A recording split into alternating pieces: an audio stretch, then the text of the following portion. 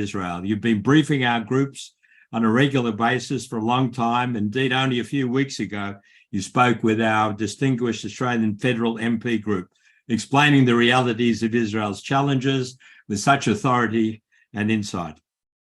And indeed, General, I think all of us tonight are ready for your explanations about Israel's current strategic situation, the challenges it confronts from Iran and its proxies, what the recent Jenin operation represented and whether it's successful, Israel's relationship with the Arab world, given the Abraham Accords and the possibility of expanding them, and many other questions, Israel and the US, not to speak, of course, of the escalating protests over the whole bag of issues to do with the judicial reform saga and so on.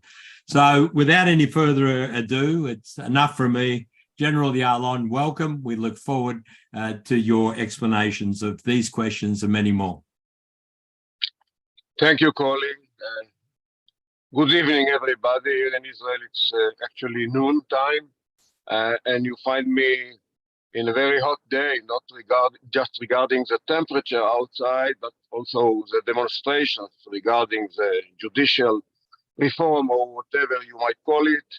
As you can see, I'm now in my car, jumping from demonstration to demonstration, part of my activities in the current situation. But I prefer to talk about the external challenges, on top of it, Iran. Actually, if I have just a minute to try to explain what is still Israel's security strategic challenge, for me, it's very simple to explain. I'm not sure that it is well understood outside of the country among Western like-minded people.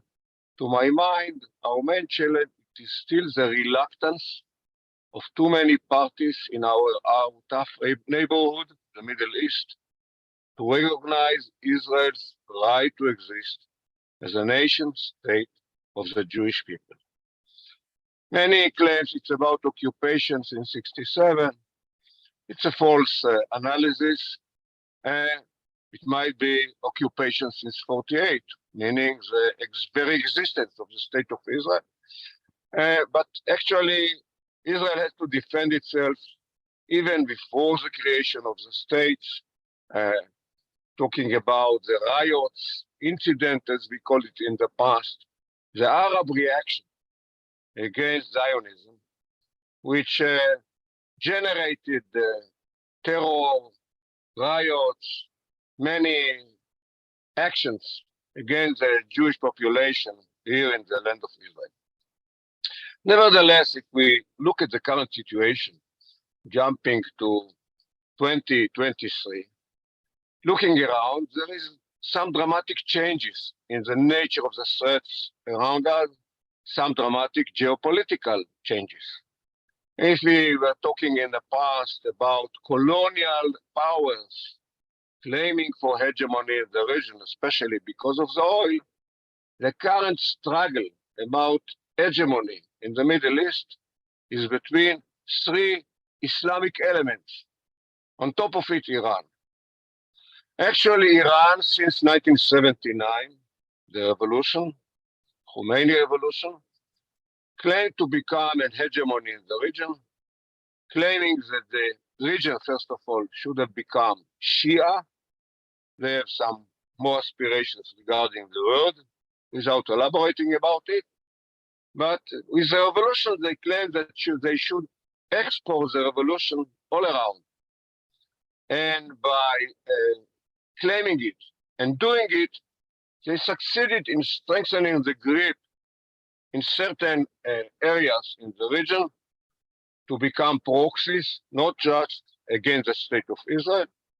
Of course, like Hezbollah in Lebanon, which is an Iranian strategic arm, well armed by more than 150,000 rockets, missiles, unmanned air vehicles, some sophisticated air defense systems, some ground-to-sea missiles, well equipped, financed, and even operated by the Iranian regime. A decision to wage a war from Lebanon against us is going to be made in Tehran, not in Beirut. Another element which you can see regarding the idea of exporting the revolution, militias all over. Now, Shia militias, most of them are not Iranians. The officers are Iranians, but most of them are not Iranians. The Afghanis, Pakistanis, and more. And the idea is to have an Iranian strongholds in Syria in order to be able to open a front, another front, not just from Lebanon, against Israel. We can find Iranian fingerprints in the Palestinian arena vis-a-vis Palestinian Islamic Jihad, which is an Iranian arm, although they are Sunnis and not Shia. They are directed, they are equipped, financed by Iran, and even Hamas, the rival of Palestinian Islamic Jihad, is today financed mostly by Iran. The Arab regimes in the region are not, in this case, financing Hamas anymore. To exclude Qatar, coordinated with us regarding the reconstruction in Gaza, paying salaries to the public sector, but Saudi Arabia, United Arab Emirates, and other countries in the region, they don't support anymore Hamas. But we can find the Iranian fingerprints even in North Africa, challenging the Moroccan regime. Of course, in Iraq, trying to meddle in the Iraqi politics to have the influence. So Iran, the Iran regime, with its aspiration for hegemony, very active, ready to sacrifice by all terms, money, know-how, technologies, armaments. This is the Iranian regime. The second Islamic movement in the region claiming for hegemony, the jihadist Sunni elements, claiming to have an Islamic caliphate, first of all in the Middle East, but beyond as well. Again, still active, in retreat after the defeat of IS, the Islamic State, but very active in Iraq, in Syria, in Lebanon, in Sinai Peninsula, they call it the ISIS County in Egypt, and in Africa, of course. Here and there, they are active against us by individuals from the Arab sector in Israel, here and there, very unique, very rare. But even in Gaza, in the Judea and Samaria, certain ISIS cells. The third Islamic movement is Muslim Brotherhood. Actually, the non-official leader of the Muslim Brotherhood in the region is a member of NATO, Erdogan of Turkey, claiming to have neo-Ottoman empire in the region. Again, he has to be very cautious because of economic difficulties, some other difficulties, but this is the case with Turkey today. When we look in an historic perspective, in the past, Israel associated with non-Arab regimes in the region, with Iran until 1979. Turkey was our strategic ally. I enjoyed it as head of the intelligence in the 90s, as a chief general staff, until the elections in which Erdogan won the elections of 2002, but was not our strategic ally. This geopolitical situation has been changed dramatically. Today, we succeeded in establishing strategic relations with most of the Sunni Arab regimes, whether it is the United Arab Emirates, Bahrain, North African countries like Morocco, Oman, under the table with Saudi Arabia as well, not talking about Jordan and Egypt. We enjoy peace accords with them for many years. So when we look from above to the Middle East, we have the Sunni Arab camp with Israel on the same boat against Iran, against the jihadists, looking at Turkey as a rival with this aspiration to become an Ottoman Empire, which is a dramatic geopolitical change in the region in a way that I can claim there is no Israeli-Arab conflict. Yes, we don't have peace accord with Syria, Qatar, suspect, and respect, but we coordinate with them the activities in Gaza. But generally speaking, there is no Israeli-Arab conflict anymore. There is an Israeli-Palestinian conflict, which I will leave it alone. Nevertheless, we don't share with Iran any border whatsoever. We are far away, more than 1,000 kilometers. So we don't occupy any Iranian land. So what is the problem? The problem is that the Iranian revolution brought about a strategy consist of religious belief, claiming that in order to urge their Messiah, the Mahdi, the 12th Imam who disappeared, according to the history, the only way to bring him back, the Messiah, their Messiah, the Mahdi, is to have a Shia Middle East. And on top of it, to wipe Israel off the map of the earth because there is no room for this land, which is considered by them as an Islamic sacred land, Waqf. There is no room for a Jewish entity here. This is the case. Now, as I said earlier, they are ready to sacrifice for it, not to fight directly, but to use proxies. And they built Hezbollah, as I said, as a strategic arm. They tried to deploy the Shia militias in Syria in order to open a second front against us.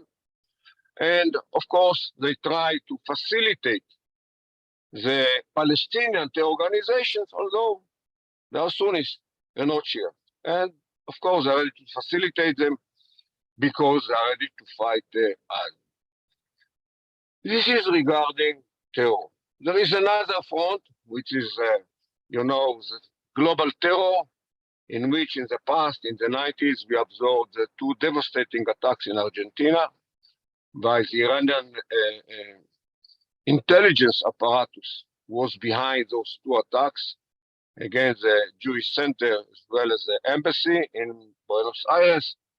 They tried recently to perpetrate another terror attack in Cyprus. We are very aware about the threats, and we succeed in foiling their intentions in many cases. Last time it was in Cyprus. Earlier it was in India, in Georgia, in Africa. We watch them very carefully in order not to allow them to perpetrate terror attacks against Jewish or Israeli targets abroad. On top of it, we have to talk about the Iranian military and nuclear project. I know the Iranian military nuclear project since the 90s. When I became the head of the intelligence, 95, we had already information. It was the time of late Mr. Rabin as prime minister. We had already information about the Iranian aspiration for military nuclear capabilities. In the beginning, we were alone.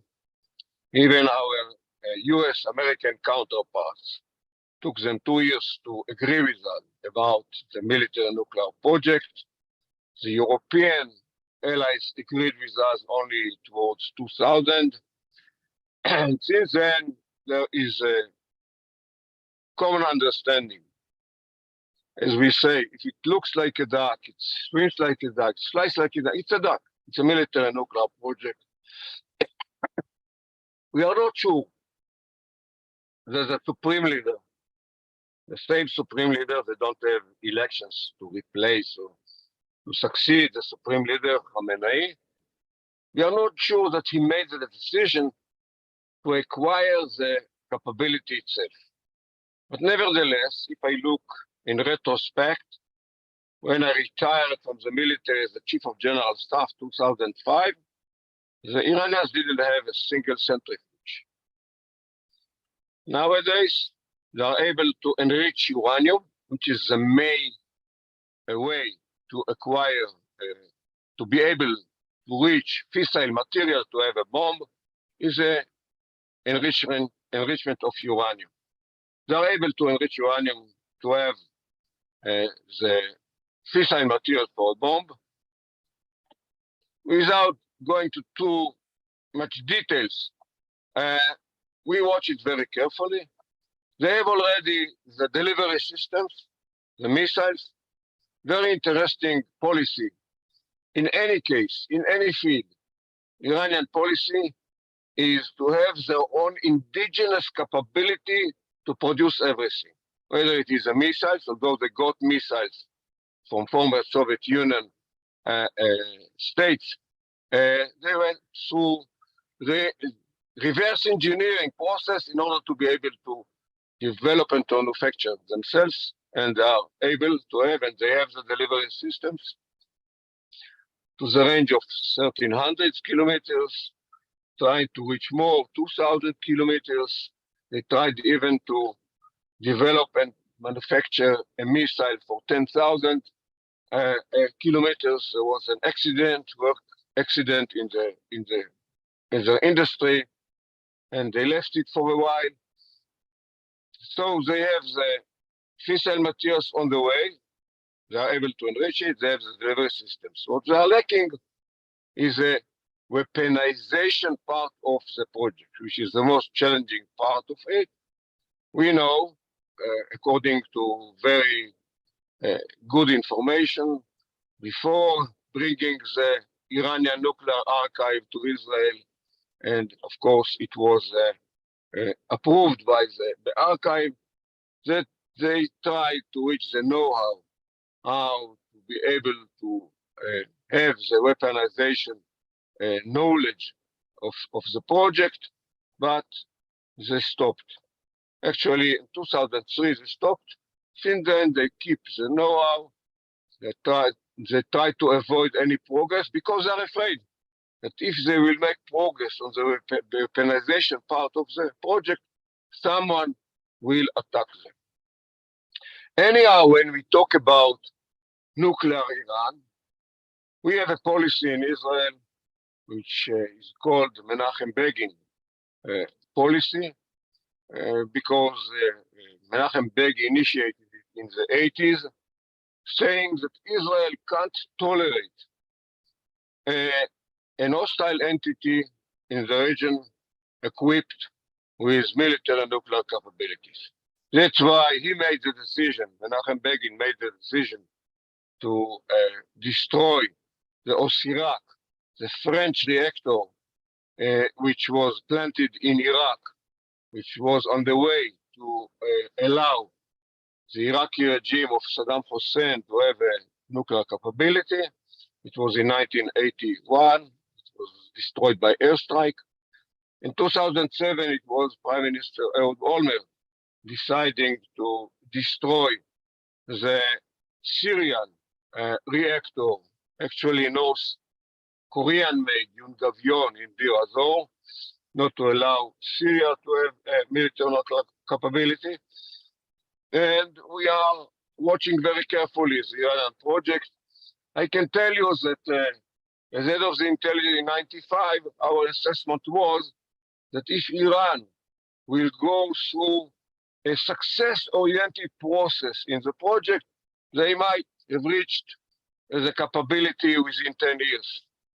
Meaning 2005, we are now in 2023, they haven't reached it, whether it's because of Khamenei decision, whether it is because of some challenges that they met on the way by viruses, storm, work accidents, or whatever.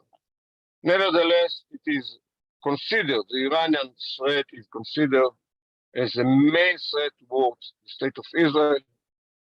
Generally speaking, we can talk about the Iran regime as the main generator and instigator for instability in the region, not just against us.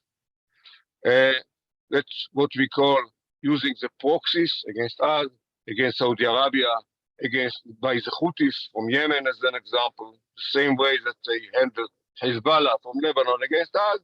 They facilitate, equip, and finance the Houthis in Yemen to be able to challenge Saudi Arabia especially, but also United Arab Emirates and more, and some other proxies in North Africa to challenge the North African countries. So this is the main challenge. That's why we consider it is a very high priority regarding our security situation. And when we have to deal with it, you can hear about the Israeli campaign between the wars. Here and there, foreign sources talking about Israeli airstrike in Syria, or even on the border with Iraq, Syria, Iraq, some other activities, meaning that Israel is not going to tolerate the Iranian aspiration to be on our border. We are not situated on the Iranian border, although they blame us because of our alliance with Azerbaijan as an example, or with the Kurds in Iraq and North Syria or whatever. But they try to be deployed on our border, to approach us, especially from Syria in the current situation. They are already on our border, the border in Lebanon. I believe that the Iran regime is deterred from dealing with us, although they tried and they dare to do more by many weapons, like the new phenomenon, the new about 3 years of very precise, well-equipped unmanned air vehicles, the kind that they provide now Russia for the war in Ukraine. They succeeded in a very impressive way to destroy the oil facilities in Saudi Arabia, 2019. Very impressive capabilities. But you know that we in Israel are well equipped regarding the defensive measures, as we call it, the active defense measures, like the Iron Dome, the David Sling, Arrow 2, Arrow 3, being ready to absorb whether it's unmanned air vehicles or rockets or missiles from all the arenas. But at the end, I believe that the best defense is a good offense, so we should be ready to act when it is needed, even regarding the Iranian threat. Thank you so far. I am ready to answer questions. Thank you very much for that, General. Ladies and gentlemen, it's a fantastic start to our webinar tonight. Now it's our turn. You'll see at the bottom of your screen there is a reactions tab where you can raise your hand, which will provide me with a silent notification of your intent to ask a question tonight. So if you hit that reactions tab and put your hand up, we'll be able to move on to questions. So I'm just waiting on them to come through, but I'll jump through with the first one. One of the areas that we're currently seeing quite a lot of action and hostility is in the northern West Bank. You have, as a commander of Central Command, and your expertise when you were Chief of General Staff during the Second Intifada, you know that area intimately. What do you think Israel should do to deal with the increased terrorism currently from the West Bank? The area of Jenin, actually, we are talking about Jenin in a way, part of Nablus area. This is northern part of Samaria, of the West Bank. The characteristics of Jenin is that the people are used to a gangs regime. Gangs. I was a commander of Judea and Samaria division in the Intifada. I don't call the first because the second wasn't second. It was deliberate attack perpetrated by Arafat, but it's another story. Nevertheless, I commanded Judea and Samaria from the beginning, from January 92 to August 93, a month before Oslo. And the Jenin area was well known for its gang. They called themselves Black Panther and Red Crocodile or whatever, affiliated to the Palestinian organizations at the time. But Jenin was with many terrorists, wanted terrorists that I had to deal with them. Now, it is very different in the Hebron area, in which the families, the clans are more dominating. In Jenin, the gangs are dominating. If you have a weapon, you can control everything. This is a part of the culture. Nevertheless, Jenin had become a no-go area. First of all, before defensive shield operation, Jenin produced most of the homicide bombing attacks until we moved from the defense to the offense in defensive shield operation, and we uprooted them. In the last couple of years, the Palestinian Authority, which is in charge of the security in Jenin area, which is Area A, everything is under the responsibility of the Palestinian Authority. The Palestinian Authority refrained from acting there. They wanted to avoid this kind of friction clashes with the gangs. So it became a home for this kind of gangs. Hamas, Palestinian Islamic Jihad, Fatah gangs, whatever. And it was a no-go area for the Palestinian Authority security apparatus. In a way, in the last year or so, we decided to deal with it in a more intensive way, in which special forces used to enter to the area, every neighborhood, and to arrest terrorists by names, enjoying international intelligence capabilities, arresting them or killing them if it had become a battle in which they resisted our try to arrest them. 2 months ago, we identified this in this area. We saw laboratories producing new kind of IEDs, explosives, sophisticated explosives. Even in one case, one of our armored vehicles was hit by this kind of roadside bomb explosives, IED. And later on, we saw some films in which they tried to launch rockets. It's not a new phenomenon in the West Bank. Even during defensive shield operation, we found some laboratories producing rockets. Of course, since defensive shield, we did our utmost not to allow them. You know, to have rockets in Judea and Samaria in the West Bank, it will threaten Ben Gurion Airport, Ramat David Airport, military airport, our center of the country, Tel Aviv, and so forth. So we did our utmost not to allow them.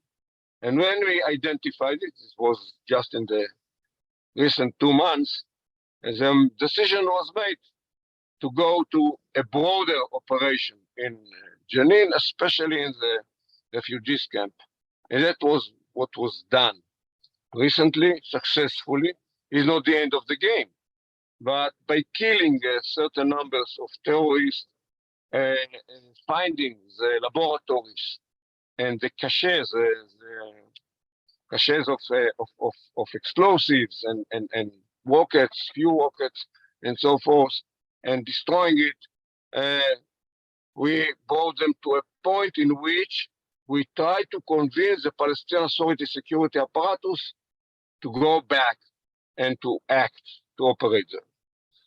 Now, we do not delude ourselves. Generally speaking, when we talk about fighting terror in the Palestinian Authority area, We do 70% of the job. They do 30%. We are more capable. They are afraid in certain cases to operate in certain areas. That was the case in Jenin until recently. Hopefully, they will come back to be operational against the terrorists. I'm not sure, but we try to encourage them to do it. Talking about Iran and Jenin, of course, we found some fingerprints of money, funneling money from outside to finance terror in the area of Jenin, like in other places. So when we have to foil the terror intentions, we do not deal just with the terrorists, with the weapons. We deal with the money as well. Quite a challenge, but we try to do our utmost not to allow this kind of money to reach the wrong people in our area. Thank you, General. The next question is to Josh Feldman. Hey, Bogie. About the northern border with Lebanon, I know a lot of people often say that the hard thing to tell is that we'll never really know when a war with Hezbollah is going to break out until it's already happened. But keeping that in mind, how concerned should we be about what we're seeing on the Lebanese border the last few weeks? Yes, it's a good question in the current situation because, yes, we identify Hezbollah daring to do more than they did in the past. There was an explosive exploded in Megiddo Junction. We understood that the terrorists came from Lebanon. For the first time for 16 years, the last terror attack in our side by terrorists penetrating the border was in Matsuba 16 years ago. Now we listen to Hezbollah leader Hassan Nasrallah statements claiming to challenge us.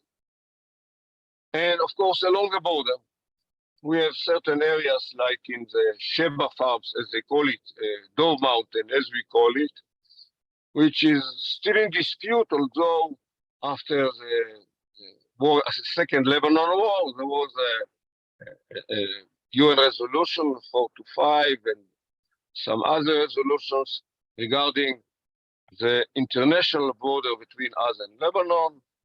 Hezbollah didn't accept it. They claimed that the Dove Mountain is their area.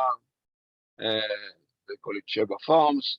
And they try to challenge us with small actions, like building a tent in our side. There is no fence along this border because of the mountain.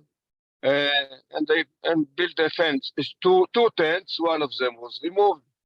The second one will be removed, but we try to do it by diplomacy and not by force. And they try to challenge by some other provocations along the border. Generally speaking, it might be that Hezbollah, as well as Iran, as I said earlier, the decision to wage a war from Lebanon is not going to be made in Beirut. It will be in Tehran. They might consider some more provocations, first of all, because of the current situation in Israel. They look at the current situation, 7 months of our government, first of all, disassociating from United States.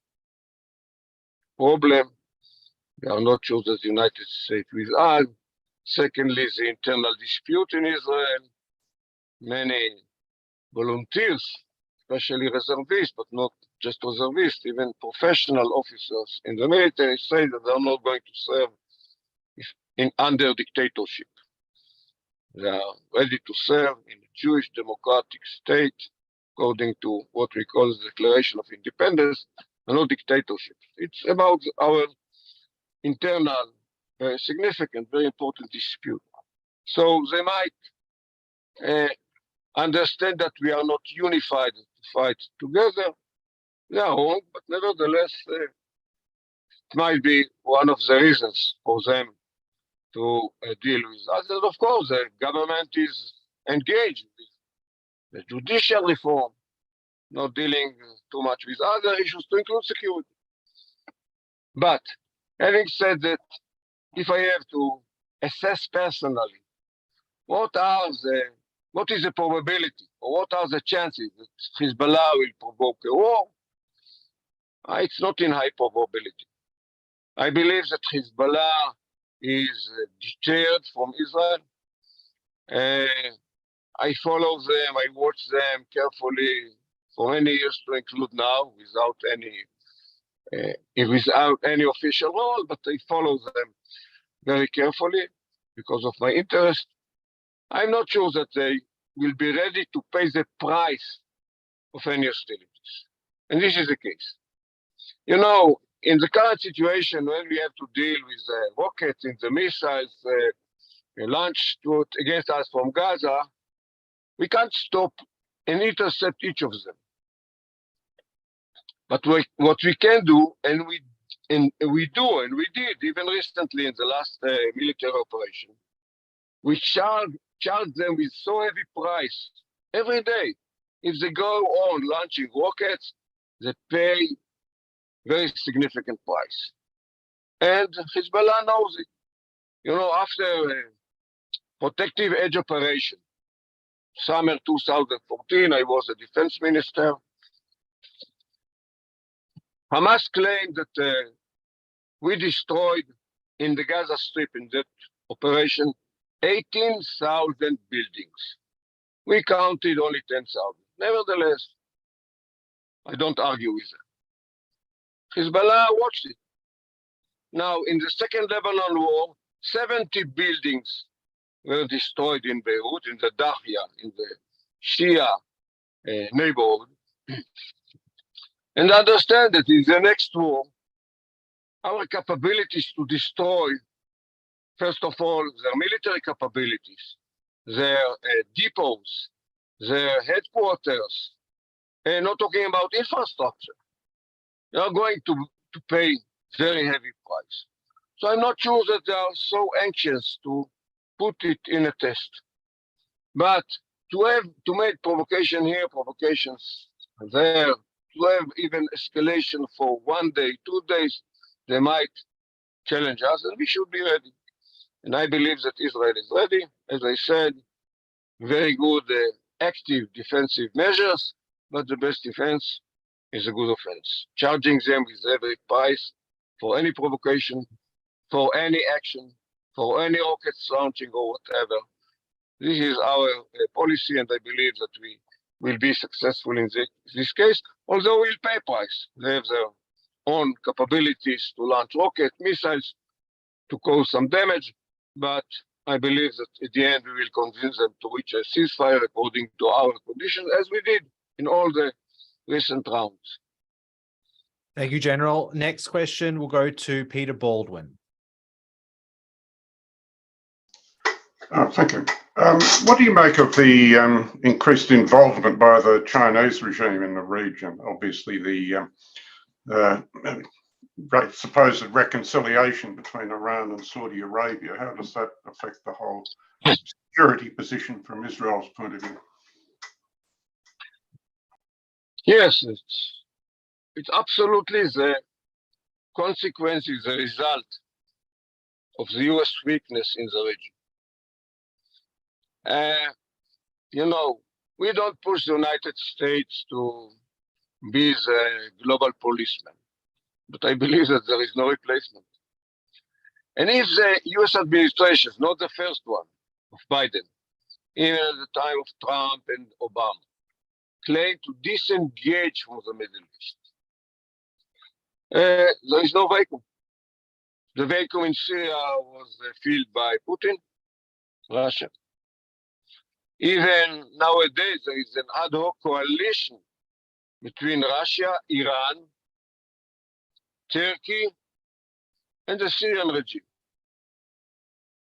It is against our interest. I believe it is against American interest. But the US administration is not ready to be committed to the region.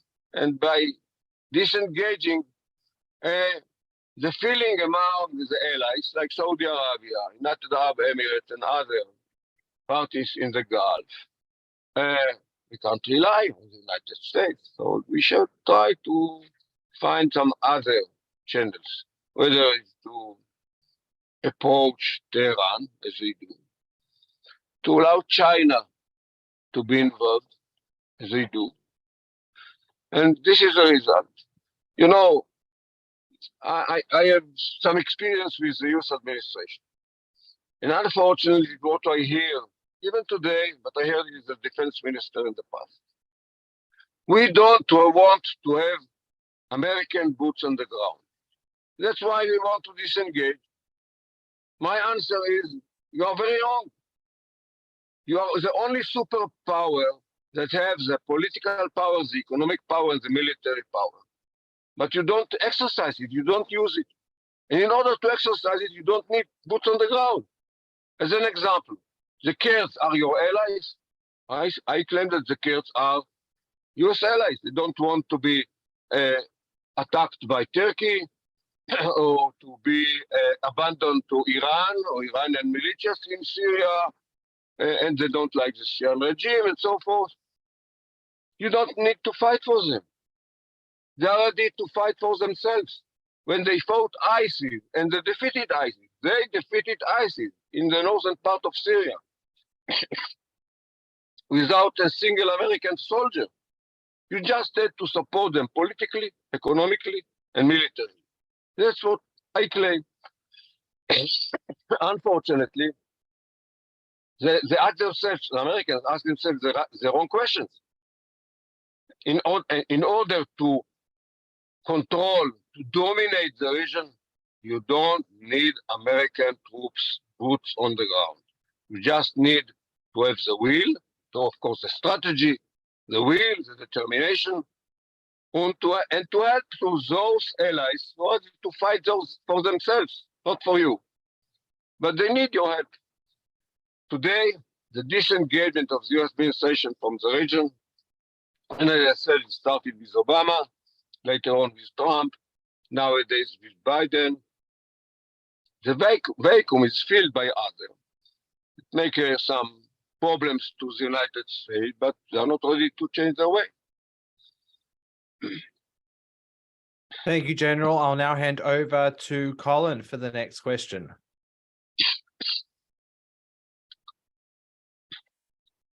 Thank you very much. I wonder if we could just go back to Iran.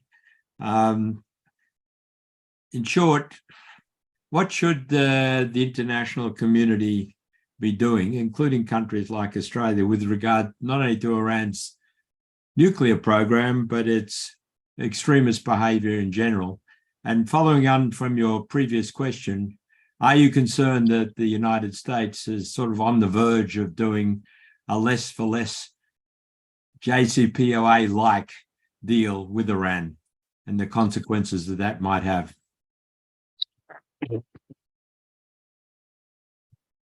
I claim from the very beginning, dealing with the Iranian military nuclear project, that any strategy in order to stop Iran, first of all, from reaching a military nuclear capability, but not just that. What about proliferation of arms and terror?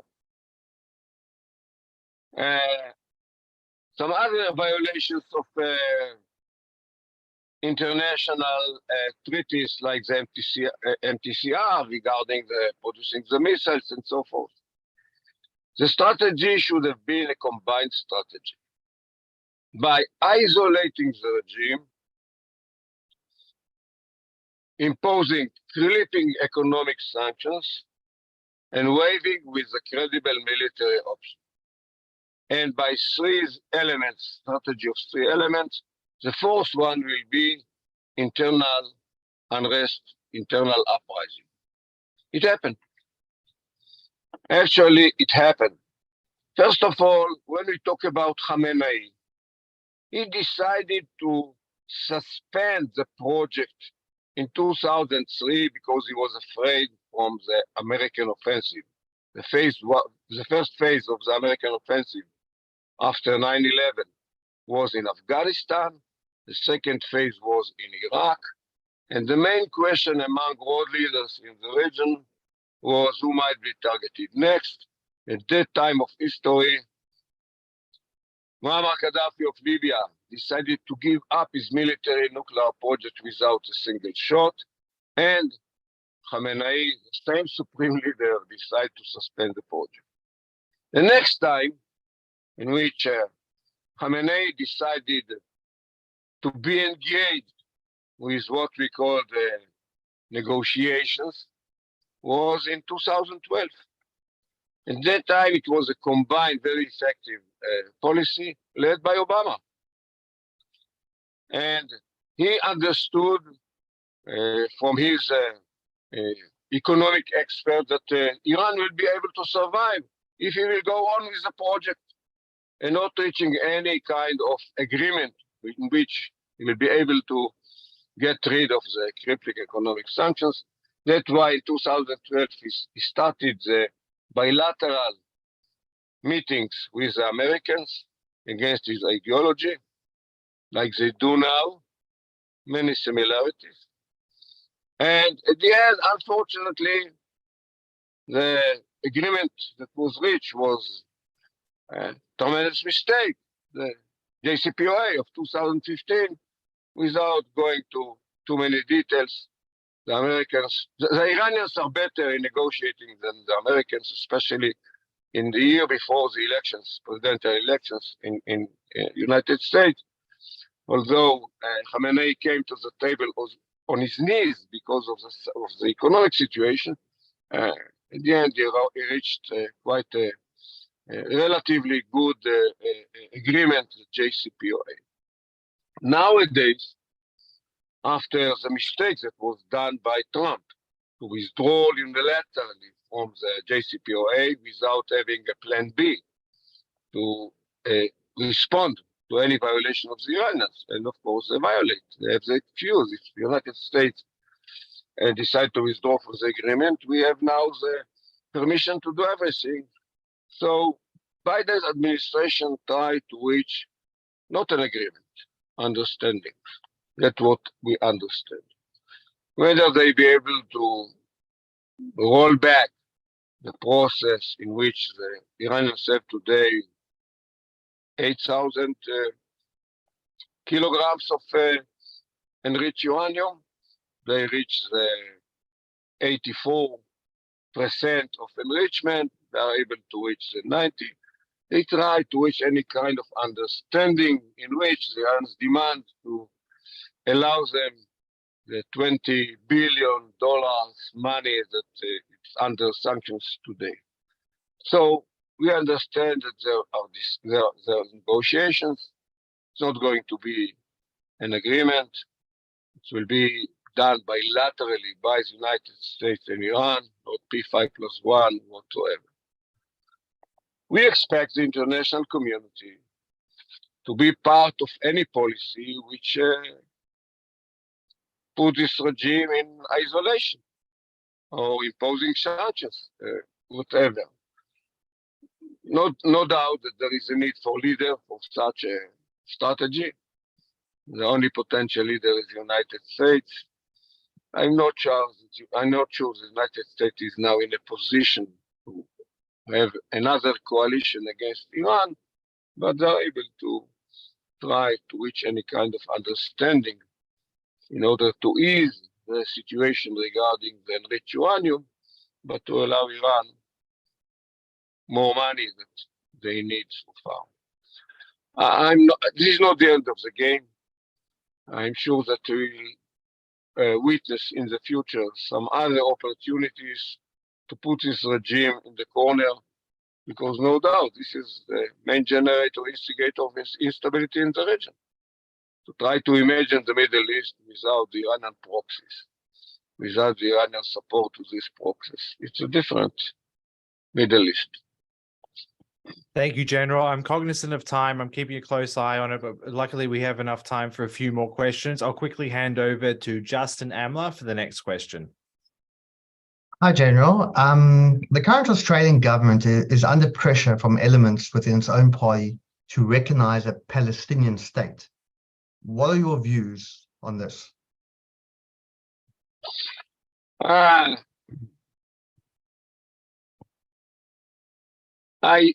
claim, first of all, the Israeli interest is to have separation vis-a-vis the Palestinians.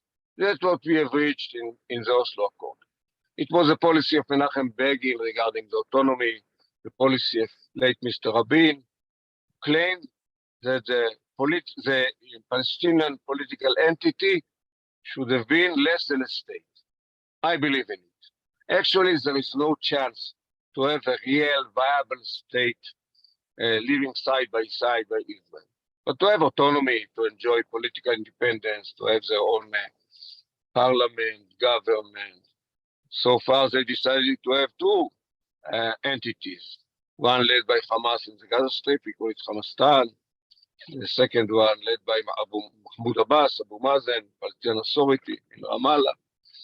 But our interest is to have such separation. I emphasize it because in Israel today, in the current government, there are elements who claim to get rid of the Palestinian Authority, Smotrich, Ben-Gvir. They want to have one state with less Arabs by encouraging to emigrate from the country, to allow them to be second-class citizens in Israel without the right to vote, of course, and those who will reject it, to fight them. This is their philosophy, very dangerous, part of it based on racism, on messianic ideas, whatever. But generally speaking, we support the separation to allow them to live side by side with the state of Israel. But it's not going to be a real state. Because, first of all, they should be demilitarized, even according to Oslo. We can't tolerate a full armed entity in this proximity from Israel. Secondly, they are dependent on our economy, on our infrastructure. What is the Palestinian viable economy? There is none. Most of the money generating now the Palestinian economy is by employment in Israel. More than 100,000 Palestinian employees commuting every day to be employed in Israel. 40,000 are employed in industrial zones of settlements in Judea and Samaria, and many subcontractors of Israeli enterprises, like textile. Today, most of our textile manufactured in the Palestinian area, but it's fine, even in Gaza. Less than in China and more in Tulkarem, Bethlehem, and Gaza. This is the way to manage.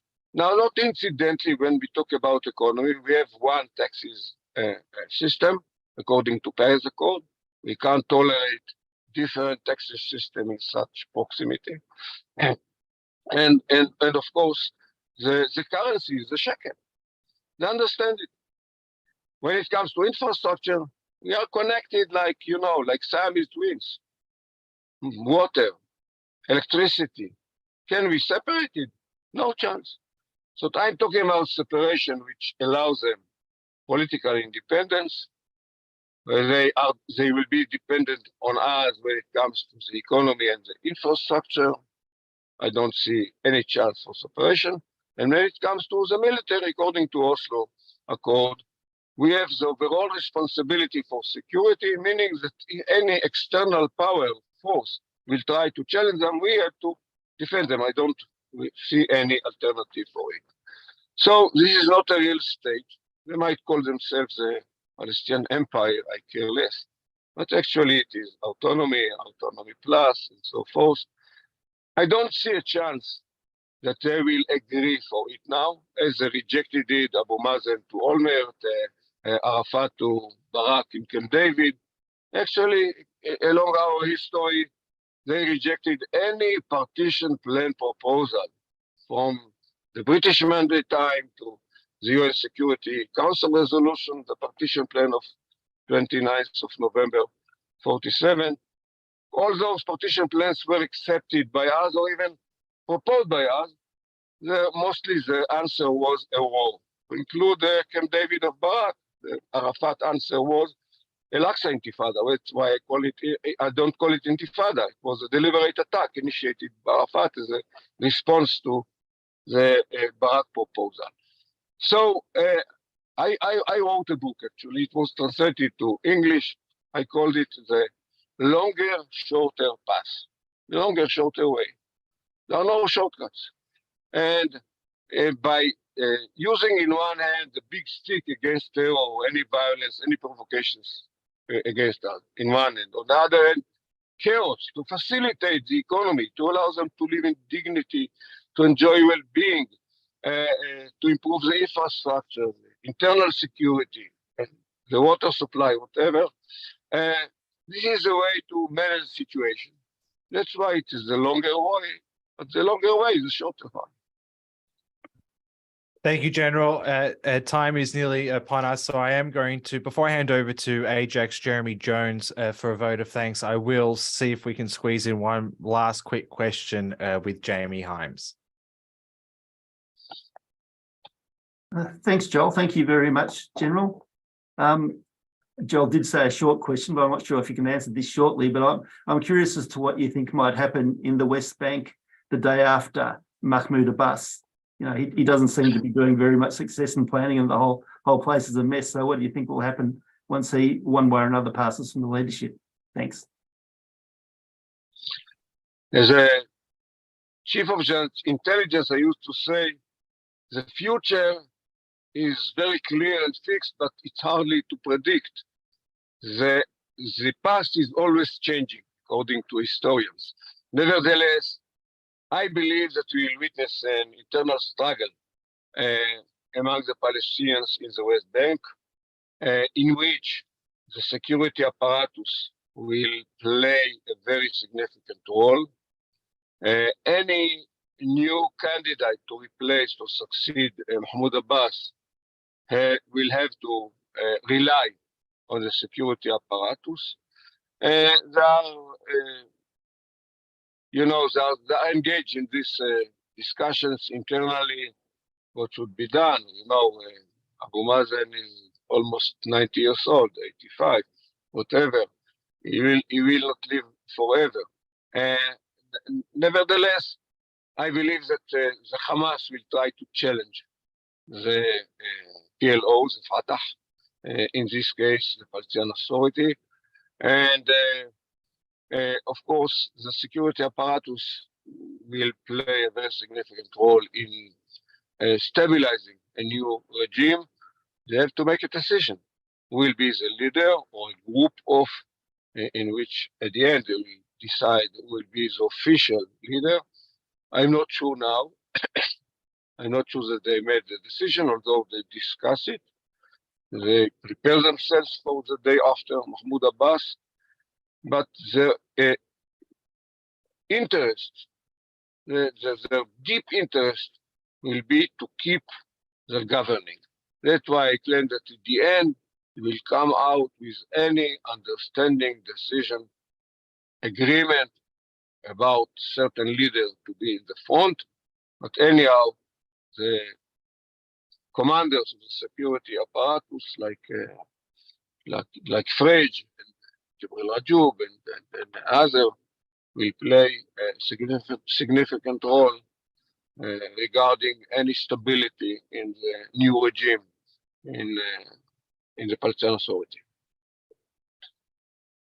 Thank you, General. I'd now like to hand over to AIJAC's Jeremy Jones to say a few concluding words. Thank you so much for a wonderful webinar. The Australia, Israel and Jewish Affairs Council are once again honoured to have you as our guest.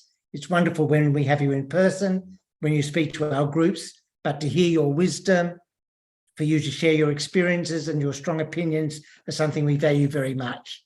But in thanking you, I have one last question, and that is, could you please give us a brief comment about the whole issue of the protests, the judicial reforms, what is really going on in Israel at the moment that you can tell us about that we won't know from our own long-distance observations?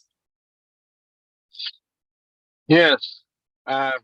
You know, I participated in all the wars since the Attrition War of 1969, Yom Kippur War in Lebanon, and so forth. And I claim that this is the most significant and important battlefield in which I have to participate, which is internal one. Actually, what we see today, and I don't like to wash our dirty laundry abroad, but we are in a meshpuche now in AIJAC. I claim that the current coalition is a bizarre coalition. Actually, this is a result of the problems of Prime Minister Netanyahu, who is indicted by the state in 3 probes, but he's still challenged by 2 national committees. One of them is the Meron disaster, in which we lost 45 prayers. The second one is submarines and vessels, national investigation, in which I'm afraid that Netanyahu is not going to come out dry from this challenge, which is, according to my knowledge, this is the most significant and corrupt affair that we had to deal with since the creation of the state, and it is about our security. So that's why he is interested in crashing the judicial system to be able to nominate judges and so forth. This is his own interest. Some other parties of the coalition, the ultra-Orthodox parties, they prefer not to have a capable Supreme Court in order to be able to not to serve in the military or not to allow the judicial system to interfere in what we call state religion affairs. The 2 last and not least elements of the coalition, Smotrich and Ben-Gvir, representing a bizarre ideology to my mind, a messianic, claiming from supreme Judaism or Jewish supremacy, a racist way to watch the other, especially the Arabs and so forth, claiming, as I mentioned earlier, to have a decisive victory of the Arabs, not to allow any Palestinian authority, any Arab entity between the Jordan River and the Mediterranean Sea. And we heard some statements like we have to wipe Hawara from the